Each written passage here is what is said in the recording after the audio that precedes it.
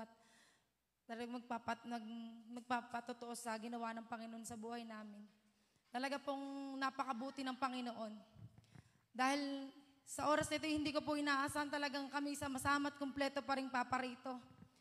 At kanina po ay mataas pa rin ang dugo po ng aking asawa, nasa 150, 100 po. Pero talagang hindi po nagpatinag ang aking asawa. Ang sabi niya ay, ako tayo sasamba. Sisimba tayo mama, lahat tayo. At hindi dahilan ako'y mataas ang dugo. Kasi gusto ko na sana pong umurong, makauwi na po kami kasi sabi po ng doktor, bawal daw po siyang masyadong mapupwersa. Kasi nga po yung kanya pong puso may nagbabara pang dugo at yung kanya pong utak. Kaya para pong nandun yung pag-iisip ko na huwag na kaya tayong sumimba, nandun ang mga inay. Ay kumapit po sa aking kamay at ang sabi sa akin, hindi, sisimba tayo.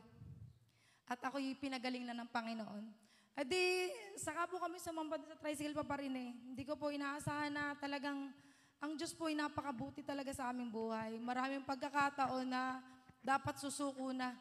Pero hindi niya po kami hinayaan na sumuko lahat. Nakaraan pong linggo ay yung aking pong anak ay nagpatotoo dito. Napanood ko po, napakinggan ko po. Sobrang buhos ang maraming luha ng aking asawa kasi hindi niya po inaasahang gagawin ng aking anak yon. For the first time na narinig niyang magpasalamat at magpatotoo ang aking anak. Kaya akala ko po kasi ako lang ang kayang gumawa nun sa amin. Pero mabuti po ang Diyos kasi binago niya na po mga anak ko. At sa pamamagitan na nangyari sa aking asawa, alam ko pong nabuksan ng lahat ng isipan ng aking pamilya, ng aking mga anak na dapat kahit maraming pagsubok na dumating sa buhay, huwag pong susuko. Bagkus kakapit pa tayo sa pananampalataya at sa pagtitiwalang ang Diyos ay buhay at ang kanyang salita ay buhay. Yes po, maraming pagkakataon nung nasa ospital po kami, ako po'y umaawit kasi nandun sinabi po ng doktor na, pasensya po, iyak ako talaga. Sabi po ng doktor, ang oxygen daw po ng utak ng asawa ko ay hindi po normal. Pwede pong mangyari na makoma siya. Tapos kinabukasan po sa observation po ng doktor, nakita po niya, sabi ni doktor, alam mo yun, ako hindi makapaniwala kasi ang galing ng pananampalataya mo, ining sabi sa akin. Kasi nagnormal ng oxygen ng utak ng asawa ko.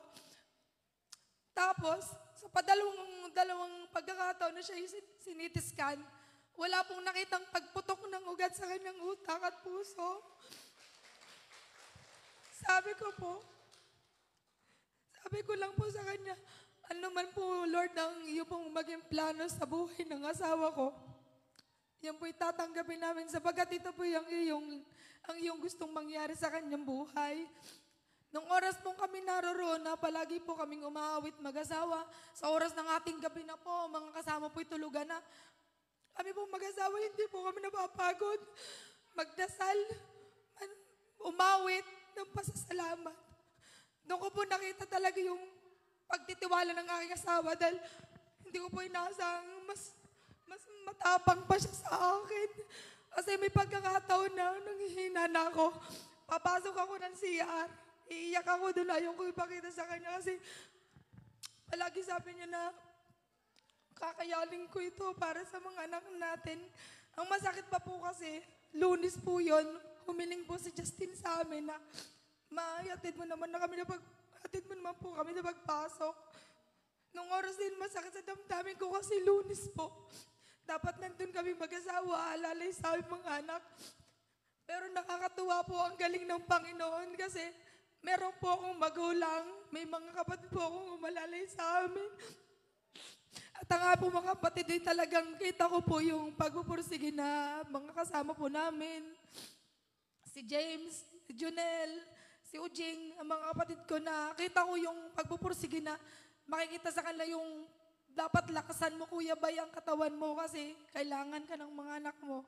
Nakakatuwa lang kasi hindi mo inaasahan yung mga pangyayaring yun na magkakaisa ang lahat. Kasi maging sa sa inyo po, sa karamihan sa inyo, sa mga panalangin nyo po, sa mga financial na ipadala nyo po. Maraming pong salamat sa buhay po ninyo. Nawa po ibalik ng Panginoong Diyos ang siksik at liglig ang mga biyayang ipinagalob nyo po, ang ibinigay nyo po sa amin. Maging ang mga tao pong hindi ko po inaasahan na magpapadala po ng tulong sa amin. Sabi nga po, talagang hindi po magpapabaya ang Panginoon sa kanyang mga anak. Sa oras pong ito, bagaman po ang asawa ko ay medyo pa ang kaliwang bahagi ng paa, ikinilim ko na po sa Panginoon na pinagalingin na po siya ng Panginoon. At kami po sama-samang patuloy na lalapit at magpupuri sa ating Panginoon. Sa Lord po ang pinakamataas na papurit pa sa salamat. Amen. Hallelujah. Praise God. Papuri po sa Panginoon, sa kabutihan po ng ating Diyos sa pamilya Pecolados. Ano po? At begs sa question po sa umagang ito. Kung sino po si Yahweh, kung sino